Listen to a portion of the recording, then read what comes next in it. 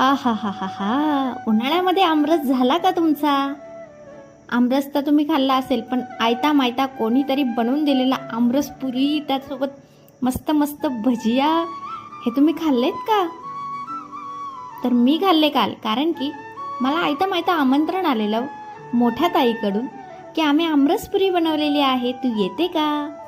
तर मग मी कशी थांबणार होते घरी, तर मी लगेचच गेले आणि मस्त गरमागरम पुरी, गरमागरम भजिया आणि त्यासोबत अतिशय खूप सुंदर असा आमरस बनवलेला होता. आणि मग काय, अतिशय मनसोक्त असं जेवण झालेलं. त्यासाठी तुम्हीही कमेंट करा की तुम्ही कधी असं अशी ट्रीट तुम्हाला कधी भेटली का आणि कधी भेटणार आहे का? लाईक करा.